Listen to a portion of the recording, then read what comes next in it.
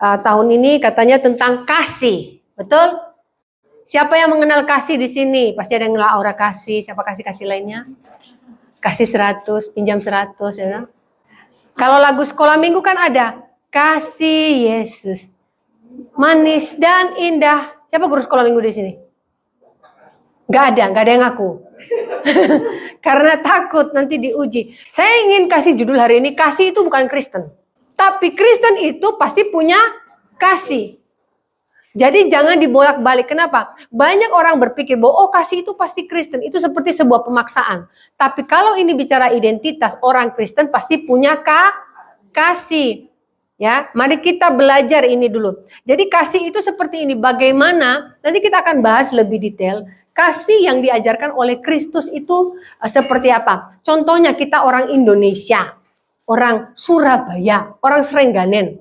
Kalau ada tamu di rumah biasanya kita ngomong apa? Anggap seperti rumah sendiri. Lah kok TV-nya tak pindahkan kok ngamuk. Katanya anggap jadi rumah sendiri. Cuma tak pindahkan ke pengepul gitu loh kok marah.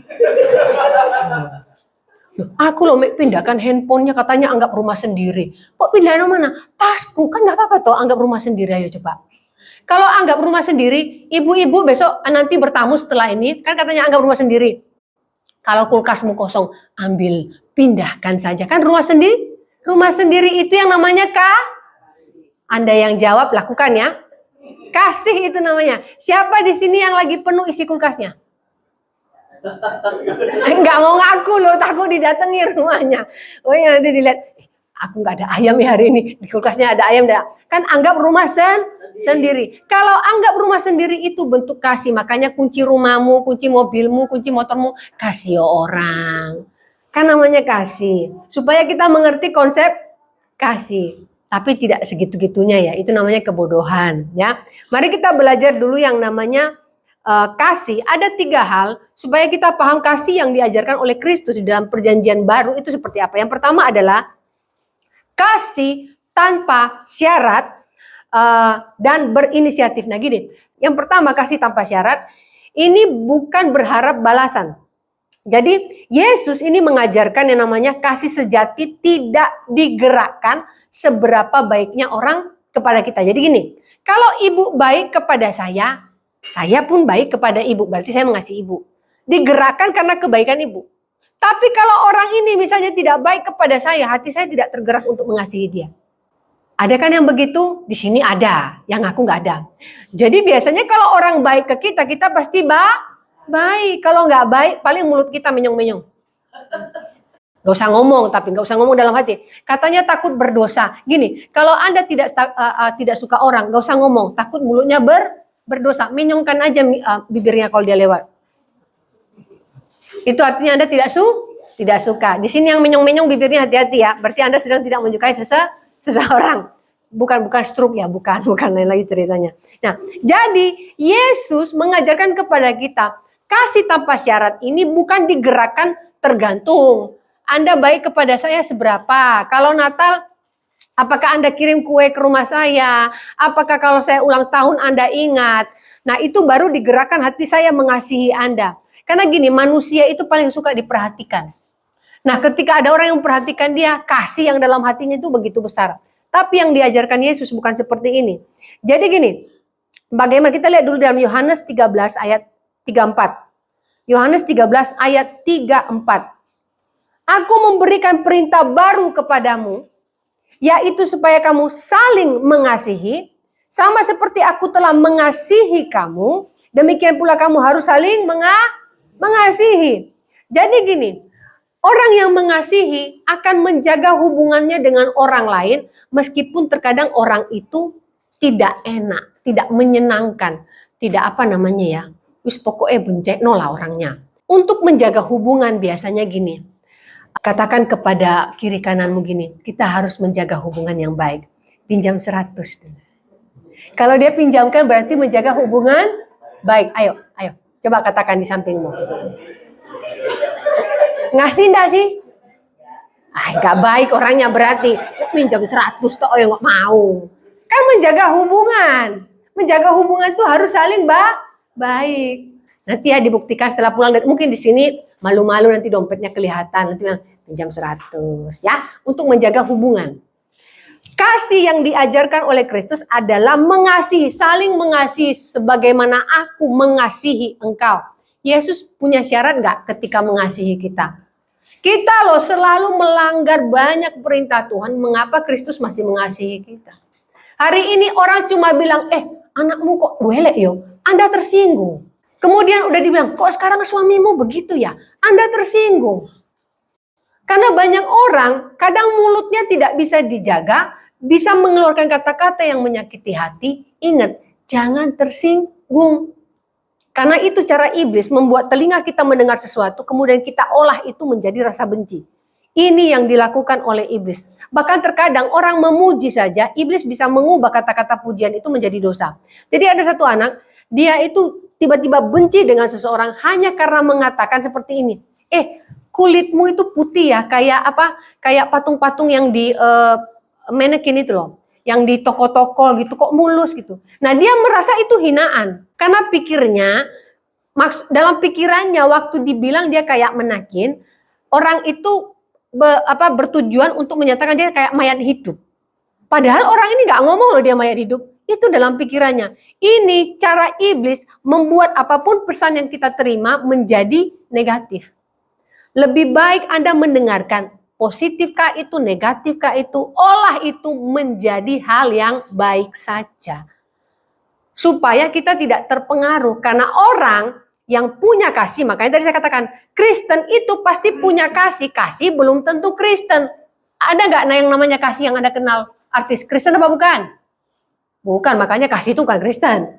Tapi Kristen itu pasti kasih. Nah ini yang kita harus belajar di dalam Yohanes. Dari kata Yunani ada namanya agape. Nah ini pasti kita sudah dengar ya, agape. Berasal dari kata agapau, bukan angpau. Angpau itu kita juga suka ya. Ketika Anda memberikan angpau itu juga bentuk dari kasih ya. Udah lewat ya angpaunya ya. Bulan kemarin ya. Nah agapau itu dalam budaya Yunani kuno ada beberapa kata untuk cinta. Pertama eros. Eros itu ketika orang jatuh cinta. Jadi kalau dia jatuh cinta itu pakai kata eros. Kalau filia itu persahabatan. Agape itu muncul bukan karena karena dia baik aku jadi suka. Karena ini bagus aku jadi suka. Karena dia ganteng aku jatuh cinta.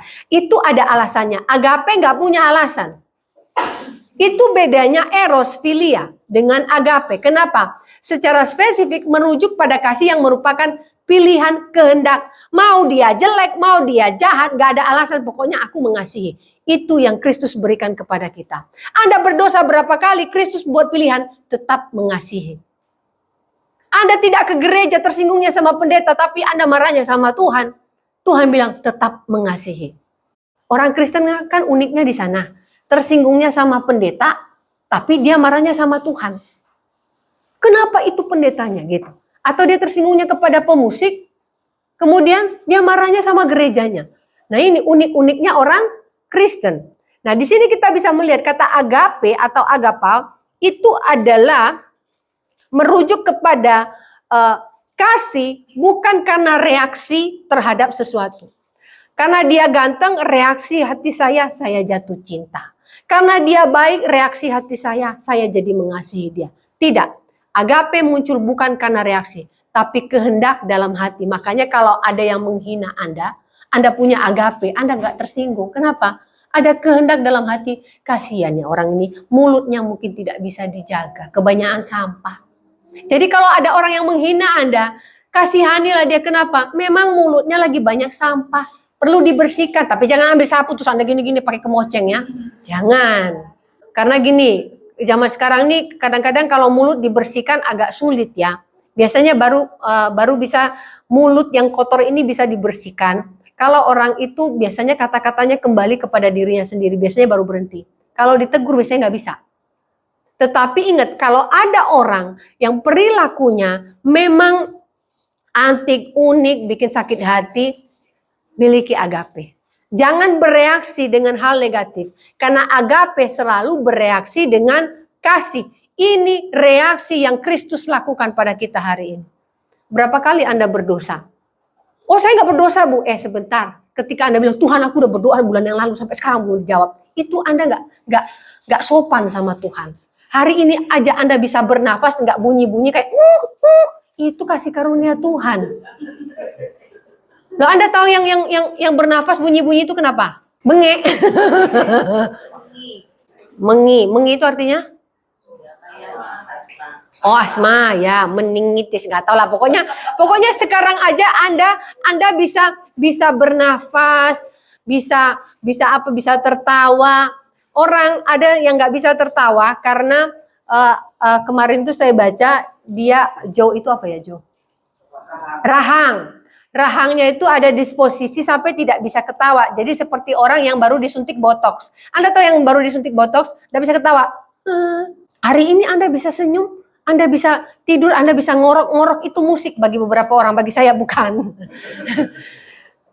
Di sini yang ngoroknya seperti musik rock ada. Keren itu. Tapi ada juga yang musiknya enak. Kayak film-film hantu. Nah, itu sangat apa namanya ya? Sangat mewarnai, apalagi yang sudah menikah. Wah, itu luar biasa. Disertai dengan kata-kata kadang itu kalau ada yang begitu, Anda langsung bangun tanya, nomor togel piro? Pasti keluar. Ya. Jadi ini yang namanya kasih. Jadi merujuk bukan karena reaksi Anda terhadap sesuatu yang buruk. Agape itu muncul karena kehendak hati Anda mengasihi, bukan tanpa syarat. Aku baru mengasihi dia kalau dia begini. Tidak ada. Nah, ini yang pertama, jadi agape. Anda bisa miliki eros ketika Anda jatuh cinta. Anda bisa miliki filia ketika Anda bersahabat dengan orang lain. Tapi eros dan filia bisa berubah. Tahu kenapa? Eros berubah karena sudah tidak jatuh cinta lagi. Kenapa Anda tidak jatuh cinta lagi? Yang putus. Kenapa? Dia sudah nganggur, Bu, nggak ada duitnya. Misalnya gitu. Ya kan iya toh. Cewek pasti putusin cowoknya ketika nganggur. Itu ada yang begitu. Terus ada yang putusin pacarnya kenapa? Ada yang lebih cantik. Berubah eros itu. Sesuai reaksinya dengan keadaan. Kemudian filia bisa berubah. Kenapa ada orang bersahabat jadi bermusuhan? Karena beda pendapat. Wah, dia jadi nggak ini sama aku, nggak sama ini pemikirannya gini. Jadi Anda bereaksi, ini pun filia bisa hilang. Agape tidak bisa hilang. Kenapa? Itu kehendak hati. Mereka yang kehilangan agape adalah mereka yang tidak punya Kristus dalam hidupnya. Hati-hati. Kalau Anda ngaku jadi Kristen, Anda nggak punya agape, jangan sebut Anda Kristen, karena Kristen itu kasih. Kasih bukan Kristen. Kristen itu kasih. Yang kedua, kasih yang radikal dan mendobrak batas. Jadi ketika bicara kasih Kristus itu dia radikal. Ini ajaran Yesus yang paling menantang ya. Jadi menghancurkan batas sosial, bahwa kita hanya perlu mengasihi orang yang satu suku, satu ya pokoknya satu kelompok. Salah satu penyakit di gereja saat ini penyakit loh ya. Di gereja itu ada kelompok-kelompok. Coba kalau di gereja nanti itu ngumpul sama itu, ini ngumpul sama ini. Jadi punya kelompok masing-masing. Nah ini bahaya. Kenapa? Karena dengan melakukan hal ini ada batasan. Karena aduh aku nggak seneng kelompok ini, aku lebih seneng kelompok ini. Hati-hati, itu sudah tidak ada agape itu. Jangan pernah berkelompok. Ingat kata firman Allah, kita adalah keluarga Allah. Keluarga Tuhan. Semua harus mengasihi. Kasihilah keantikannya. Ada yang antik, kasihi. Karena kenapa? Anda juga antik di hadapan Tuhan. Gini loh ya, biasanya orang yang menganggap orang lain antik, dia pasti antik. Betul? Manusia ini diciptakan gak sama. Mungkin Anda bisa ketemu yang mirip-mirip Anda wajahnya ya. Tapi keantikan setiap orang beda-beda. Coba sebutkan keantikan Anda. Anda pernah lihat orang gak kalau ngomong Anda terganggu? Oh iya lah. Tapi dia gak pilek. Terus kenapa Anda terganggu? Biarkan saja. Saya paling gak seneng lagi ya. Berapa kali saya bilang. Iya.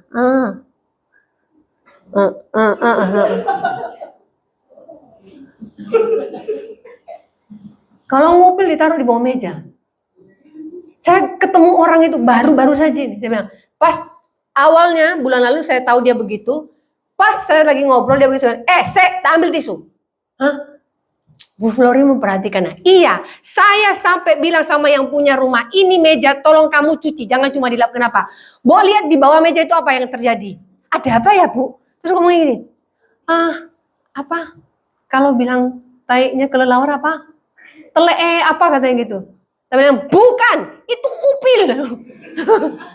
Karena di situ banyak kelelawar. Jadi saya memperhatikan tiap kali saya ngajar kok orang ini. Setiap kali, awal-awal saya nggak negur, tapi bulan kemarin itu saya sampai gemes. Dia kaget. Dia sampai,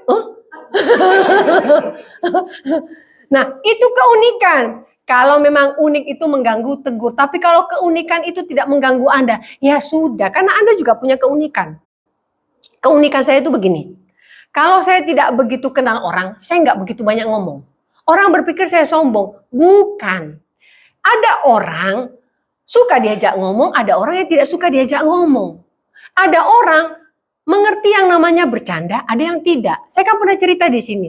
Ada anak-anak bercanda, terus saya ngomong, saya berusaha menyapa. Aduh, kamu ini kurus, pasti kurang gizi ini. Kurang gizi ratusan ribu maksud saya. Tapi dia hanya ambil kurang gizinya, dia ngadu ke mamanya. Itu anak kuliah loh. Aku dihina sama Bu Florin, kenapa? Katanya aku kurang gizi. Sejak itu saya bilang, waduh repot juga nih orang-orang diajak. Tapi mereka bercanda, oke-oke saja. Saya kan hanya ngomong kurang gizi, gizinya apa? Gizi ratusan ribu. Karena mereka ngomong, ya aku mau beli ini, mau anak muda. Jadi saya menghindari untuk ngobrol dengan orang baru kalau saya tidak kenal karakternya. Takutnya nanti saya salah ngomong, saya kan suka bercanda. Nah, ada orang bisa dicandai, ada yang nggak bisa. Hidupnya kurang kopi itu. Bercanda kurang masuk. Orang sudah ketawa dia masih. Nah, jadi kurang kopi ya. Harus banyak minum kopi sedikit. Kasih yang radikal, ini yang paling menantang. Karena menghancurkan batasan sosial. Kita baca dulu Matius 5 ayat 44. Matius 5 ayat 44. Tapi aku berkata kepadamu, kasihilah musuhmu dan berdoalah bagi mereka yang menganiaya kamu. Ini kenapa disebut radikal? Siapa yang mau mengasihi musuhnya di sini? Kemarin itu ada satu anak, waktu saya menguji ini, tesis, jadi dia mau menulis begini. Bagaimana seorang korban perkosaan bisa mengampuni orang yang memperkosa dia? Saya bilang, ini kasus yang tidak bisa kamu teliti. Terus kamu ekspos, kenapa? Ketika orang yang namanya mengampuni, dia butuh waktu. Apalagi hanya, ini bicara pemerkosaan loh ya, bukan curi ayam 1 ekor, kemudian dia bisa mengampuni. Anda mungkin diinjek kakinya, Anda mengampuni, ya paling beberapa menit gitu orangnya minta maaf. Tapi kalau udah bicara yang radikal, yang itu yang namanya pemerkosaan, tidak semudah itu. Anda berpikir semudah itu mengampuni. Tetapi Kristus mengajarkan kita untuk mengampuni. Mengasihi musuh artinya begini. Mungkin dia tidak bisa melupakan kejadian itu. Tapi dia belajar untuk bisa mengampuni. Hari ini apa kejadian yang pernah Anda alami. Belum bisa Anda lupakan. Tapi Anda belajar untuk mau mengampuni. Itu penting. Baru kita memiliki yang namanya agape. Kita juga manusia loh ya. Tidak bisa langsung hari ini mengampuni. Tidak. Kita butuh waktu untuk mengampuni. Siapa yang pernah menyakiti Anda hingga hari ini Anda belum lupa ceritanya, tapi jangan diungkit-ungkit lagi, artinya Anda masih dendam. Tapi ketika Anda mengingat, Anda berdoa, Tuhan aku mengampuni. Ingat lagi, Tuhan aku mengampuni. Jadi ada yang radikal, mengasihi musuh, itu adalah Anda melakukan sesuatu yang radikal. Seorang anak-anak bertanya kepada saya, apakah kasih yang radikal itu ketika kita memberikan sesuatu yang di luar dari batas kemampuan kita? Saya katakan ketika Kristus ada bersama kita, kita pasti mampu kalau bicara mengampuni. Dia bilang gini, bukan. Jadi teman-temannya mereka, dia dengan teman-temannya itu, jadi temannya itu punya tas robek. Mereka mau kumpul uang untuk beli tas teman-temannya. Mereka juga bukan orang punya semua. Terus mereka bilang mau kumpul uang untuk beli tas. Nah, waktu mereka kumpul uang untuk beli tas itu, mereka sendiri dari orang tua itu tidak dapat jajannya.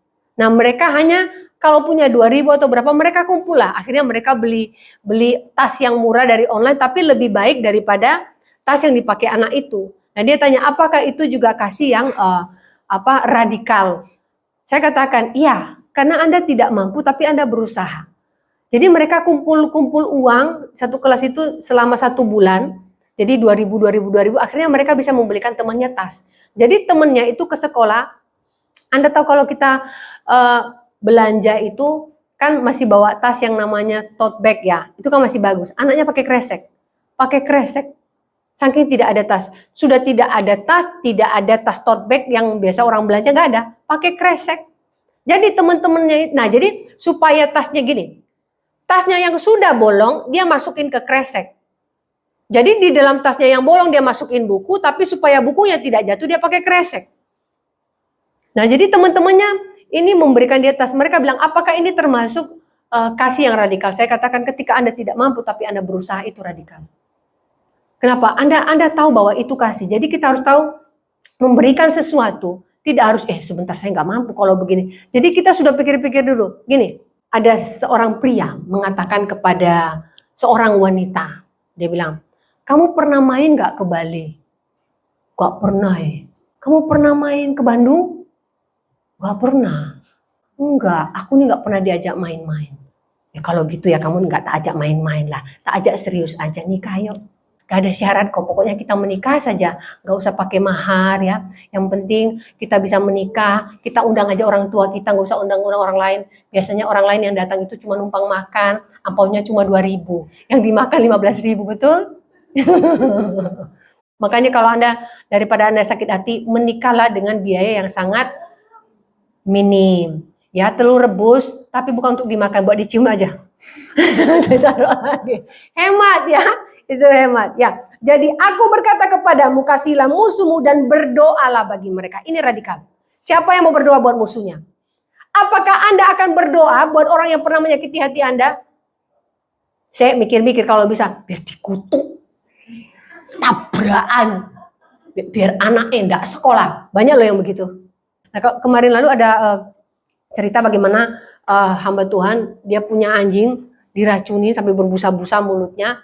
Terus dia bilang, Luis, aku cuma berdoa. Mereka kok ya begitu. Kita orang Kristen, kita hanya bisa berdoa. Kasihan loh anjingnya, 3 mati sampai berbusa-busa, dikasih makanan, dikasih racun apa gitu. Ketika kita berdoa, kita menunjukkan kalau kita punya kasih. Anda tahu apa yang terjadi? Yang meracuni anjingnya itu, tiba-tiba 2 hari kemudian anaknya sakit parah. Nah itu kan di daerah yang agak terpencil ya, jadi agak susah. Dia minta tolong tetangga jam 12 malam yang punya sepeda motor untuk bonceng dia bawa anaknya ke rumah sakit. Tidak ada yang mau. Tidak ada yang mau. Akhirnya dia ke rumah pendeta ini. Tahu nggak rumah pendeta ini dari rumahnya? Dari sini seperti mau ke lampu merah sana jauh, jalan kaki. Dia bilang, Pak, tolong Pak. Ya, anakku sakit. Loh, kenapa? Minta tolong antar ke rumah sakit. Ayo. Dia yang bunuh anjing pendeta, kemudian 2 hari kemudian anaknya sakit. Tidak ada satupun tetangganya yang tolong. Kecuali pendeta itu. Makanya ketika kita punya kasih, apapun yang orang lakukan, ingat mereka akan kembali kepada Anda karena kita punya kasih. Di situ mereka bisa melihat, oh ternyata Kristen itu punya kasih. Ini yang harus kita miliki dalam hidup kita sehingga tidak ada image orang Kristen sama aja semua. Tidak. Orang Kristen itu beda, punya kasih yang namanya agape. Nah, kata Yunani itu ekstros. Ekstros ini kenapa pakai kata asli?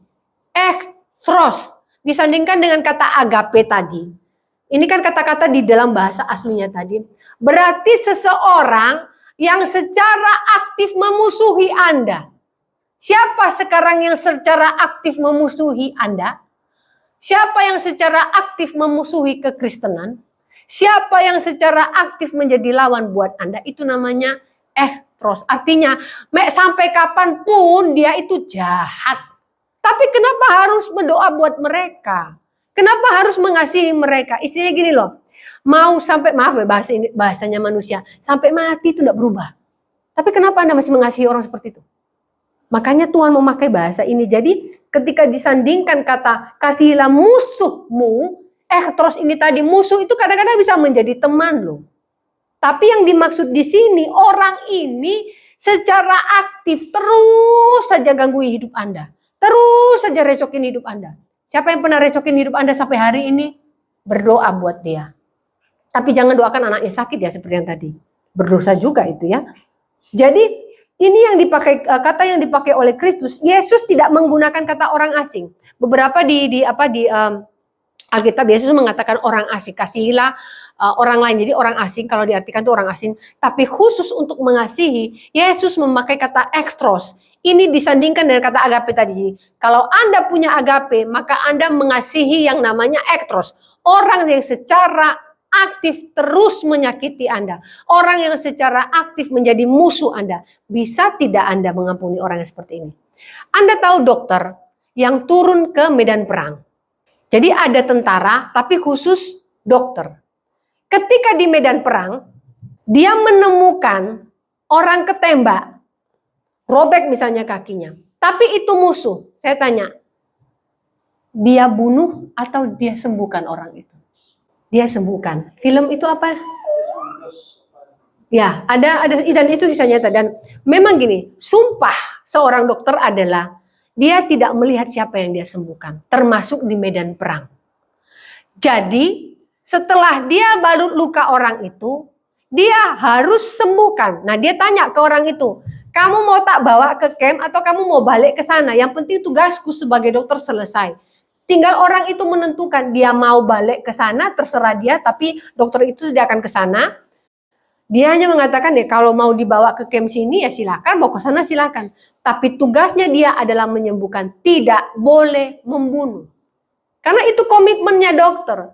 Inilah komitmen kita sebagai orang Kristen. Ketika kita ketemu musuh, terus kita lihat dia celaka, kapok toh. Nah itu. Mulut kita cepat menghakimi orang, apalagi orang yang berdosa ya. Pokoknya udah menghina-hina Anda tiba-tiba, ya itu. Yang saya bilang, ini bahaya memang mulut menyong ini ya. Jadi memang ibu ini, aduh saya nggak tahu ya, yang dari cerita suka terus gosip terus. Terus dia kena stroke ringan, ringannya itu bikin bibirnya menyong, gitu. Terus ya yang ibu yang sering dihina itu ngomong gini, nah bener toh Tuhan membalas. Aduh Bu, jangan ngomong membalas, Tuhan nggak mungkin balas, maksudnya menyakiti orang lain. Lah itu loh karena suka gosip, lihat mulutnya menyong toh sekarang. Jadi memang dia kena stroke ringan tapi bibirnya sampai tidak bisa balik. Jadi apa ya? Kakinya agak ya udah bisa jalan ditarik-tarik, cuma kalau ngomong miring-miring. Tapi orang menghakimi dia kenapa? Itu karena tukang gosip. Itu banyak ngomongi orang, bibirnya menyong-menyong. Saya bilang mungkin dia butuh model baru. Sekarang kan bibir normal kan, depan semua, mungkin dia butuh yang baru gitu. Supaya gaya lipstik itu ada yang baru. Seperti beberapa hari lalu kami ketemu, suami saya dan saya ketemu model lipstik baru. Jadi ada lipstik, dia pakai lipstik di bibirnya, kemudian di bawah hidungnya. Ini model apa lagi? Ya, itu saya tidak tahu apakah itu memang setelah dibilang itu sebuah kesalahan, dia mengatakan bahwa itu bukan kesalahan, itu gaya baru. Ya sudah kita biarkan. Jadi dia kasih lipstik di sini terus di bawah hidung begini. Saya cuma ini apa ya? Ya ada yang negur, tapi dia bilang, oh enggak itu gaya baru. Ya sudahlah kalau itu gaya baru, boleh ditiru loh ya. Saya sebenarnya tadi mau kasih fotonya, tapi saya tidak mau, orangnya belum kasih izin. Jadi ada lipstik di sini, ada di sini juga. Tiru aja di rumah nanti buat para wanita yang kurang-kurang. Oke. Yang ketiga adalah kasih yang bergerak menjadi tindakan yang nyata. Jadi ketika kasih ini bukan cuma ngomong, bukan omong-omong. Ya aku berdoa buat kamu. Gini yang suka WA, misalnya ada WA gini. Tolong doa no ya, aku gini-gini. Oh ya, tak doa no. Tanya, benar nggak ada doa atau hanya ketik tak doa no? Ayo, jujur. Lebih banyak cuma ketik, iya kami ikut berdoa. Tala, kamu doa tak? Hah? Yang sering balas WA di grup. Terus kasih emoji begini. Kita ikut berdoa. Doa tak kamu itu? Istriku masuk rumah sakit, doakan dia. Oh iya, Jehovah Rafa, kami berdoa. Terus mari kita pergi ke mall jalan-jalan. Sampai besoknya dia nggak doa-doain tuh yang sakit tuh. Tapi di WA bisa jawab. Itu hanya orang ngomong tapi tidak bertindak. Ingat ketika Anda jawab WA, saya berdoa waktu itu juga. Kan tidak harus berdoa masuk kamar. Ketika Anda lagi di motor, ya dalam hati Tuhan, istrinya masuk rumah sakit, sebut namanya misalnya. Sembuhkan, engkau Allah penyembuh dalam nama Yesus. Cukup. Itu membuktikan bahwa Anda melakukan apa yang Anda perkatakan. Itu yang namanya kasih. Jadi kasih itu menjadi tindakan nyata. Belas kasih yang mendalam. Dilakukan, bukan hanya ngomong. Kita lihat dulu Lukas 10 ayat 33. Lukas 10 ayat 33. Lalu datang seorang Samaria yang sedang dalam perjalanan ke tempat itu. Dan ketika ia melihat orang itu, tergeraklah hatinya oleh belas kasihan. Ini sering sekali diajarkan ke sekolah minggu. Orang Samaria. Pokoknya orang Yahudi itu benci dengan orang Samaria. Jadi orang Samaria ini orang ampiang. Jadi tidak murni orang Yahudi. Ada Chinese menikah sama Jawa. Anaknya, oh jenenge yo. Ya pokoknya ngono lah. Nah biasanya, karena kemarin dosen saya melakukan sebuah penelitian di beberapa, bukan beberapa ya, pokoknya ada 1.000 anak untuk melihat bullying di Surabaya. Jadi 3 sekolah di barat, 3 sekolah di ini, untuk setiap itu, Anda tahu apa bullying yang terjadi? Sukuisme. Jawa yo. Jadi yang setengah merasa dia lebih hebat, tapi di satu lain yang Jawa merasa lebih pribumi. Itu anak SD loh ya. Tingkat paling tinggi itu anak SD, kemudian anak SMA. Anak SMP tinggi tapi ini. Ini yang diteliti oleh dosen saya. Dia bilang gini, ternyata bully yang paling tinggi adalah sukuisme ini. Karena gini, kalau yang sekolah, yang banyak yang kulit putih, Jawa, misalnya begitu. Tapi tapi lebih banyak bullying yang bagaimana, maaf loh ya, kalau Anda Cindo, aduh itu dibully. Dan termasuk kemarin itu saya baca, bulinya rambut keriting. Sini rambut keriting mana? Nah itu. Nah, kamu salah satu korban bully yang diteliti. Karena kenapa? Bagi mereka itu gini, anak SD itu kalau dibilang hitam itu jelek, bagi mereka jadi jelek. Itu jelek sekali. Kalau dibilang keriting jelek sekali. Jadi anak ini sampai tidak mau sekolah gara-gara dibilangi dia keriting. Nah, di sini kita bisa melihat bahwa bagaimana kasih itu digerakkan oleh tindakan. Jadi tidak melihat, oh dia satu suku nggak sama saya, satu gereja nggak sama saya. Jadi kasih ini tidak melihat, oh karena ini yang dilakukan oleh Samaria. Ketika dia melihat, oh orang ini membutuhkan pertolongan, dia langsung melakukannya. Nggak lihat dulu, ini orang mana, ini orang, ya milih-milih kan. Tidak boleh memilih ketika mengasihi. Jadi Anda harus bertindak melakukan sesuatu. Jangan asal ngomong. Biasanya gini, kalau di rumah itu, kalau kemarin saya nonton sama suami saya, mertua misalnya gini. Suami sih jarang sih. Itu loh masih kotor. Lampunya sapu toh. Kok mesti itu loh kotor ya. Ambil sapu ini, kayak anak saya dilihat kotor dia sapu misalnya. Jadi ada seorang suami, ya biasa hari Sabtu nggak kerja. Istrinya wis ngangkat galon, wis masak, ngurusi anak. Capek ya sayang. Iya oh, apa perlu nambah istri ta biar bantu kamu gitu. Terus dia pikir candaan itu bagus. Disambut sama istrinya. Gak usah yang nambah suami aja, soalnya kita kan miskin, jadi biar ada yang nambah uang. Bagus mana, nambah istri apa nambah suami? Nah, nambah suami soalnya mendapat penghasilan lebih.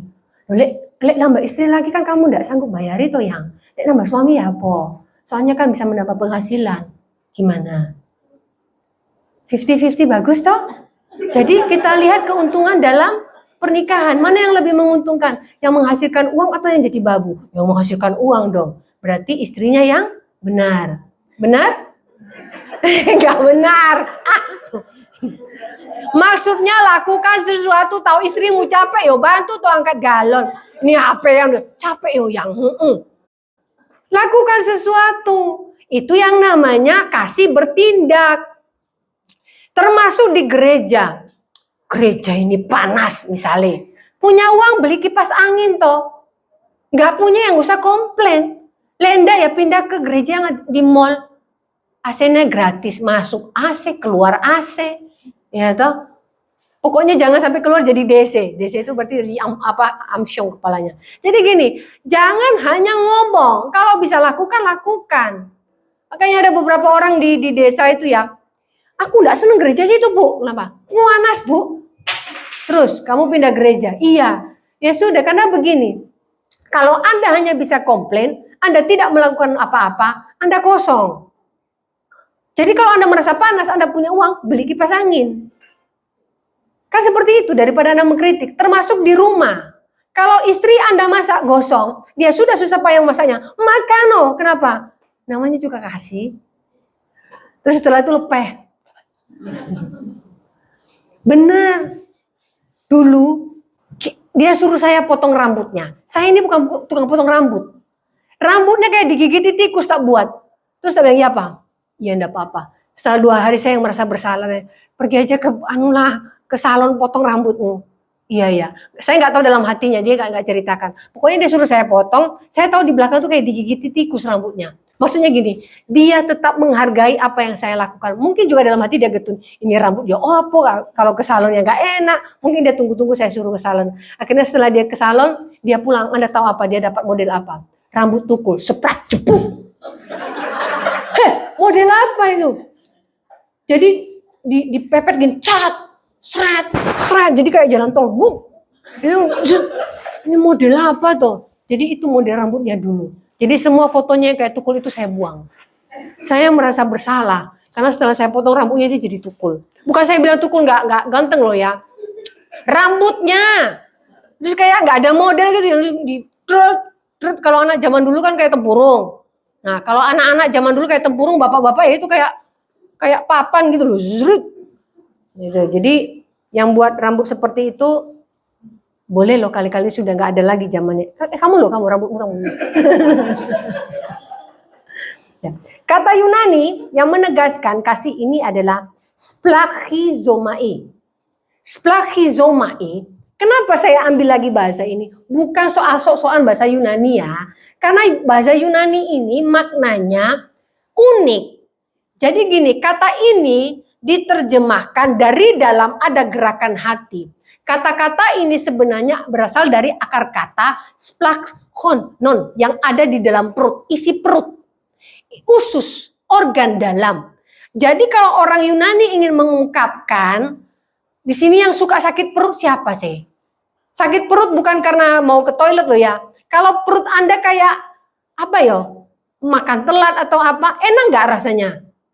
Nah, bahasa ini dipakai splachizomai untuk menggambarkan bahwa ada gerakan dari dalam dirimu. Kalau gerakan itu baik, itu akan menghasilkan sesuatu yang baik. Jadi gini, menarik akar kata dari usus atau organ dalam. Bagi orang Timur Tengah kuno, ya, perut ini adalah pusat emosi. Jadi kalau sekarang kan kita ya tergantung hatimu lah. Itu kan bahasa sekarang. Kalau orang Timur zaman dulu, gerakan sesuatu ketika kita berbuat baik itu berasal dari perut. Ya itu kan budayanya mereka ya. Jadi kalau kita ya tergantung hatimu lah, kamu mau bantu apa enggak. Nah kalau di sana, tapi kalau diterjemahkan nggak enak ya, tergantung perutmu lah mau bantu apa enggak kan. Bukan gitu, tapi itu maknanya. Kalau di Indonesia diartikan tergantung perutmu ya, tergantung bagaimana dia kasih Anda makan ya toh. Tapi kalau di sana bukan. Bahasa budayanya adalah bagaimana isi perutmu, ususmu tergerak untuk membantu. Nah, kenapa kita belajar ini? Splachnon ini supaya tahu bahwa sesuatu yang dari dalam itu agape. Jadi tidak dipengaruhi dari luar. Oh, kalau dia begini aku baru mengasihi. Kalau dia begini, jadi dari dalam. Ini ungkapan bahasa yang dipakai di dalam Alkitab Perjanjian Baru.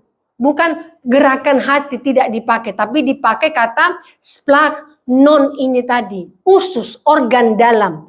Jadi kata ini menggambarkan empati yang begitu kuat. Kalau sekarang kan selalu ngomong hati.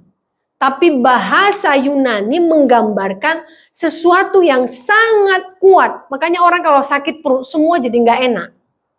Bukan sakit, jadi sakit perut apa ya? Kayak semua di dalam itu kayak tidak nyaman. Tapi ketika Anda sudah melakukan sesuatu, lega. Nah itu yang namanya ketika Anda sudah mengasihi, muncul kelegaan dalam diri Anda. Hari ini kalau Anda tidak mengasihi, tidak ada kelegaan dalam hidup Anda. Kenapa? Berarti Anda tidak punya agape. Semua bersyarat, semua eros, semua filia. Jadi kalau orang melakukan kesalahan, Anda tidak mengasihi lagi. Jadi di sini kita bisa tahu bahwa kata Yunani penegas ini menunjukkan bahwa kita harus punya kasih yang sangat dalam. Jadi saya kasih contoh terakhir ya. Kalau tim SAR tahu ya, mereka itu kan menolong kemarin itu apa ya? Yang ada anak-anak bayi yang kemarin, anak-anak kecil yang katanya masuk ke dalam got sampai nggak ada yang bisa masuk. Akhirnya mereka cari tim SAR yang badannya paling kecil. Masuk ke dalam itu dan gotnya itu kan penuh lumpur, kan nggak bisa bernafas. Jadi dia harus berani masuk. Dibilang loh, kalau kamu masuk nggak nemu anaknya bisa mati loh. Karena nggak bisa bawa tabung oksigen, dia bisa nahan nafas berapa lama. Itu di mana ya kepala lu? Akhirnya anak itu diselamatkan di dalam situ ya. Memang anaknya sudah mati, tapi dia berusaha melakukan. Siapa tahu anak ini masih hidup, dia masuk. Jadi dikasih tali, dia masuk keluar dari lumpur-lumpur. Itu yang dilakukan oleh tim SAR. Dia tidak berpikir mati nggak ya aku masuk ke sini. Dia nggak ngomong, oh tim SAR, tim penyelamat, tapi tidak menyelamatkan. Hari ini kalau Anda mengatakan Anda Kristen, Anda punya kasih, Anda tidak melakukannya, Anda bohong. Jadi dari sini kita mengerti ya apa yang dimaksud dengan kasih. Yang pertama tadi agape, kemudian dihubungkan dengan yang kata yang kedua tadi. Yang kedua tadi tidak memakai kata orang asing, tetapi mengatakan bahwa orang yang terus-menerus memusuhi Anda. Ini yang harus Anda doakan. Kemudian yang terakhir ini, bagaimana gerakan hati dari dalam diri Anda benar-benar Anda lakukan tidak tergantung dengan apa yang ada di luar. 3 hal ini, mengasihi. Kalau ini tema untuk tahun ini, lakukan. Karena kita tidak tahu loh ya, sekali lagi saya katakan kita tidak tahu kapan Tuhan Yesus datang. Tapi setiap orang yang mengasihi Allah, dia tahu kapan Allahnya datang. Dia tahu kapan waktunya Tuhan datang. Dan dia sudah bersiap. Seperti gadis-gadis bijak. Mari kita berdoa. Yesus Tuhan, Yesus Tuhan, Yesus Tuhan. Terima kasih Bapak.